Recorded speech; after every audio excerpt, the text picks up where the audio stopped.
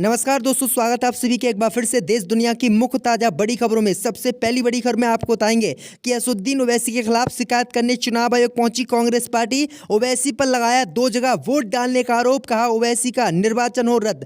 वहीं दूसरी बड़ी खबर में बताएंगे दोस्तों कि ट्विटर के बाद अब अमेजॉन से मोदी सरकार को लगा बड़ा झटका। अमेजॉन ने भारतीयों को नौकरी से बाहर निकालने का किया ऐलान। तीसरी बड़ी खबर में बताएंगे दोस्तों कि छत्तीसगढ़ में अमित शाह का जबरदस्त विरोध। छत्तीसगढ़ में विरोध को खत्म करने के लिए भाजपा ने जनसभा में आ रहे लोगों को काले कपड़े पहन के आने पर लगाई रोक। वहीं अगली बड़ी खबर में बताएंगे दोस्तों कि भारत के खिलाफ जहर उगलने वाले पाकिस्तान के विदेश मंत्री को मिली जान से मारने की धमकी, मचा बवाल। वहीं आपको अगली बड़ी खबर में बताएंगे दोस्तों कि हरियाणा में राहुल गांधी की भारत जोड़ो यात्रा में मची भगदड़, कई कांग्रेस नेता हुए घायल, अस्पताल में भर्ती। वहीं आपको अगली बड़ी खबर में बताएंगे दोस्तों कि दुर्लभ बीमारियों से पीड़ितों का मोदी सरकार में नहीं हो रहा इलाज। भाजपा सांसद वरुण गांधी ने केंद्रीय मंत्री को लिखा पत्र। दोस्तों सभी खबरों को आपको बताने वाले हैं, वीडियो को लाइक कर चैनल को सब्सक्राइब कर दें। इसी बीच पर तो दोस्तों अगली खबर की ओर तो असदुद्दीन ओवैसी के खिलाफ चुनाव आयोग पहुंची कांग्रेस पार्टी, कहा ओवैसी डालते हैं 2 जगह वोट। जब दोस्तों आपको बता दें कि एआईएमएम के राष्ट्रीय अध्यक्ष असदुद्दीन ओवैसी के खिलाफ वोट डालने के मामले को लेकर चुनाव आयोग कांग्रेस पार्टी पहुंची है और कांग्रेस पार्टी ने असदुद्दीन ओवैसी की शिकायत चुनाव आयोग से की है।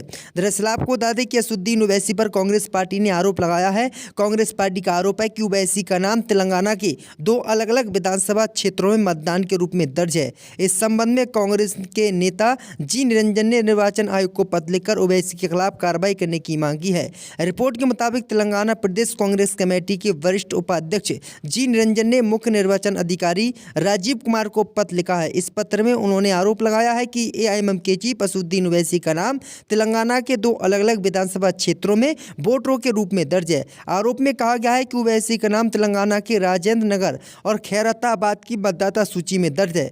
इस वीडियो को जारी करते हुए उन्होंने कहा कि असदुद्दीन ओवैसी के खिलाफ कार्रवाई की जाए और असदुद्दीन ओवैसी का नाम एक विधानसभा सीट से काटा जाए। अब देखते हैं कि असदुद्दीन ओवैसी का नाम काटा जाता है या नहीं। इसी बीच पर तो दोस्तों अगली खबर की ओर तो ट्विटर के बाद अब अमेजॉन मोदी सरकार को देने जा रहा है बड़ा झटका। 18,000 भारतीय कर्मचारियों को करेगा बाहर।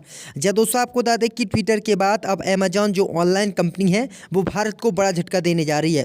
दरअसल आपको बता दें कि अमेजॉन जल्द ही 18,000 कर्मचारियों को अपने अमेजॉन से बाहर करेगा।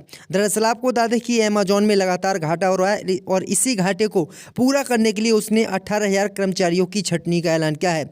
भैया आपको बता दें कि इसमें सबसे ज़्यादा संख्या भारतीयों की है। भारतीयों के अलावा अन्य कई देशों के भी कर्मचारी इसमें शामिल है। तो ये बड़ी अपडेट आई दोस्तों कि ट्विटर के बाद मोदी राज में लगातार बेरोजगारी बढ़ी है और बेरोजगारी इतनी बढ़ी कि जो लोग पहले से नौकरी कर रहे हैं उनको भी अब नौकरी से निकाला जा रहा है। इससे पहले ट्विटर ने भी कई हजार लोगों को नौकरी से निकाला था, जिसमें कई बड़े बड़े भारतीय इंजीनियर शामिल थे। इसी बीच पर तो दोस्तों अगली खबर की ओर तो छत्तीसगढ़ में अमित शाह के विरोध से डरी भाजपा ने अमित शाह की रैली में काले कपड़े पहनकर आने पर लगाया बैन। जब दोस्तों आपको बता दें कि छत्तीसगढ़ के कोरबा में आज गृह मंत्री अमित शाह पहुंची हैं। अमित शाह यहां पर एक मंच में लोगों को संबोधित करेंगे। इस बीच खबर सामने निकल कर आई दोस्तों कि अमित शाह का छत्तीसगढ़ के लोग विरोध करें, इससे पहले ही बीजेपी ने कमर कस ली। दरअसल आपको बता दें कि जनसभा में जो भी व्यक्ति आ रहे हैं उनके काले कपड़े पहनने पर रोक लगा दी गई है। यानी जनसभा में यानी अमित शाह को जो भी सुनने इस मंच पर आ रहे हैं, पहले पुलिस जांच कर रही है और जांच में जो कोई भी व्यक्ति काले कपड़े पहनकर आ रहा है उसको लौटा रही है। वहीं आपको बता दें कि काले कपड़े पहनने पर अमित शाह की रैली में रोक लगा दी गई है। दरअसल आपको बता दें कि भाजपा को डर है कि कहीं काले झंडे या फिर काले कपड़े दिखाकर अमित शाह का विरोध ना हो जाए। तो ये बड़ी अपडेट आई दोस्तों कि किस तरह से गृह मंत्री अमित शाह का छत्तीसगढ़ में विरोध हो रहा है। इसी बीच पर तो दोस्तों अगली खबर की ओर तो भारत के खिलाफ जहर उगलने वाले पाकिस्तान के विदेश मंत्री को मिली जान से मारने की धमकी। जब दोस्तों आपको बता दें कि भारत के खिलाफ जहर उगलने वाले पाकिस्तान के विदेश मंत्री बिलावल भुट्टो को जान से मारने की धमकी मिली है। बिलावल भुट्टो अक्सर भारत के खिलाफ बोलकर चर्चा में बने रहते हैं, वो इसलिए क्योंकि टीटीपी और पाकिस्तान के बीच जंग शुरू हो चुकी है। दरअसल आपको बता दें कि अफगानिस्तान समर्थित तहरीक तालिबान पाकिस्तान के खिलाफ पाकिस्तानी सेना के अभियान तेज कर दिया है। हाल ही में कई बड़े हमलों को अंजाम देने वाले टीटीपी के खिलाफ पाक के सुरक्षा बलों ने ताबड़तोड़ कार्रवाई की थी।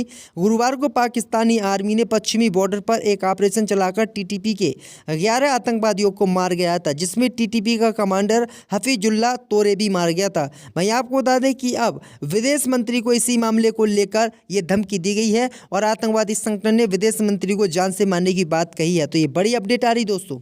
इसी बीच बढ़ते दोस्तों अगली खबर की ओर। तो हरियाणा में राहुल गांधी की भारत जोड़ो यात्रा में भगदड़, एक व्यक्ति घायल, कई कांग्रेस नेता अस्पताल में घायल। जब दोस्तों आपको बता दें कि कांग्रेस पार्टी की भारत जोड़ो यात्रा का दूसरा चरण हरियाणा पहुंच चुका है और हरियाणा में इस समय राहुल गांधी अपनी भारत जोड़ो यात्रा कांग्रेस के कार्यकर्ताओं के साथ निकाले हैं। इसी दौरान वरिष्ठ नेता किरण चौधरी चोटिल हो गई। किरण को करनाल के एक अस्पताल में भर्ती कराया गया। दरअसल आपको बता दें कि दूसरे दिन जब कांग्रेस पार्टी की भारत जोड़ो यात्रा चल रही थी, उसी समय धक्का मुक्की हो गई। इस धक्का मुक्की में कई कार्यकर्ताओं के कपड़े फट गए और कई कार्यकर्ताओं को चोट आई। दरअसल आपको बता दें कि राहुल गांधी की भारत जोड़ो यात्रा इस समय करनाल के निकट मधुबन पहुंची है। राहुल गांधी के सुरक्षा घेरे में काफ़ी संख्या में लोग जुट रहे हैं और ये सुरक्षा घेरा राहुल गांधी का टूट गया, जिसमें काफ़ी भगदड़ मची और कई लोग घायल हो गए, जिसमें कई कांग्रेस नेताओं के चोट भी आई है।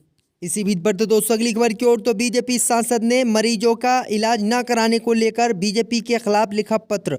जब दोस्तों आपको बता दें कि भारतीय जनता पार्टी के सांसद वरुण गांधी पिछले लंबे समय से केंद्र की मोदी सरकार का विरोध कर रहे हैं और सरकार की नीतियों के खिलाफ खुलकर बोलते रहे हैं।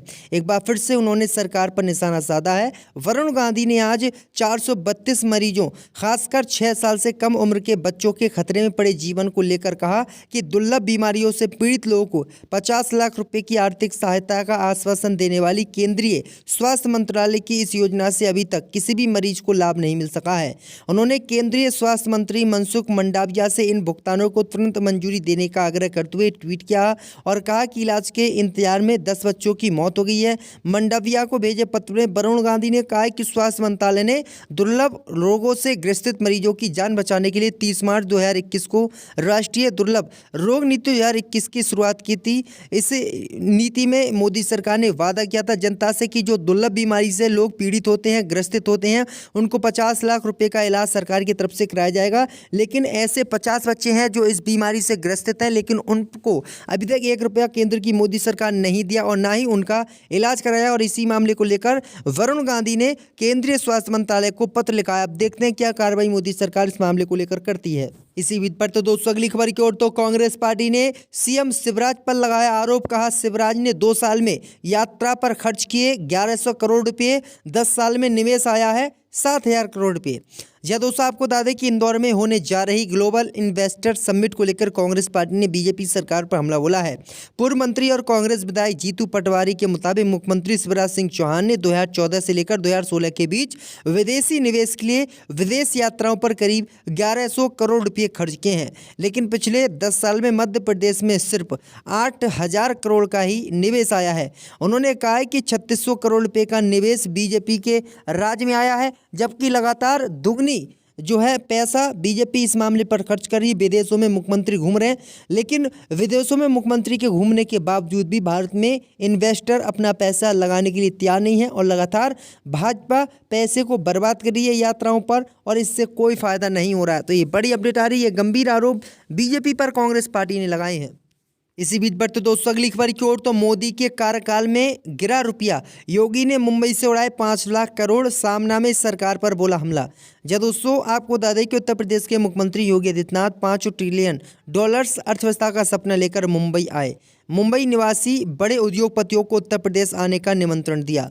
योगी ने मुंबई में मुकेश अंबानी, कुमार मंगलम बिरला जैसे बड़े उद्योगपतियों से मुलाकात की। प्रधानमंत्री के $5 ट्रिलियन की अर्थव्यवस्था का सपना पूरा करने के लिए मुंबई के उद्योगपति योगदान दे, ऐसा उन्होंने आह्वान वहां के लोगों से किया। उत्तर प्रदेश के मुख्यमंत्री मुंबई आकर उद्यमियों से चर्चा कर रहे थे, यहाँ के निवेशकों को लखनऊ आने का निमंत्रण दे रहे थे। तब हमारे मुख्यमंत्री नासिक के खरपतवार कचरा जुटाकर ठाकरे की शिवसेना तोड़ने का दावा दिखा रहे थे। उस कूड़ा करकट के सामने दंड बैठक कर भाषण दे रहे थे। भाई आपको बता दें कि ये बात किसने कही? ये बात जो है शिवसेना गुट के लोगों ने कही है। शिवसेना ने कहा कि योगी आदित्यनाथ मुंबई से बॉलीवुड को ले आकर यूपी में स्थापित करने की कोशिश कर रहे हैं, लेकिन हमारी जो सरकार है वो हाथ पर हाथ धरे बैठे हुए हैं और ये लोग हमारे राज्य में घुसपैठ कर रहे हैं। तो ये बड़ी अपडेट आ रही दोस्तों। इसी बीच पर तो दोस्तों अगली खबर की ओर। तो आजम खान के 2 जन्म प्रमाण पत्र मामले में आजम खान की मुसीबत बड़ी, बेटे और पत्नी के जो है कोर्ट ने किया है तलब। जय दोस्तों आपको बता दें कि सपा नेता आजम खान की मुश्किलें एक बार फिर से बढ़ सकती हैं। अब्दुल्ला आजम के 2 जन्म प्रमाण पत्र मामले में आजम खान के वकील द्वारा नई नई दलीलें रखते हुए समय की मांग करते हुए स्थगन के लिए प्रार्थना पत्र दिया गया था, जिसे अदालत ने खारिज कर दिया है। वहीं इस मामले में अब कोर्ट ने 313 दंड प्रक्रिया के तहत अब्दुल्ला आजम खान और उनकी पत्नी तंजीम फातिमा को बयान दर्ज कराने के लिए कोर्ट में तलब किया है। तीनों को 9 जनवरी को इस मामले में कोर्ट में पेश होना होगा। दरअसल आपको बता दें कि शुक्रवार को अब्दुल्ला आजम के 2 जन्म प्रमाण पत्र मामले में आजम खान के वकील को गवाह किस्म अफ्तार से जुड़ा करनी थी, लेकिन उनके द्वारा कोर्ट में स्थगन प्रार्थना पत्र दिया गया था।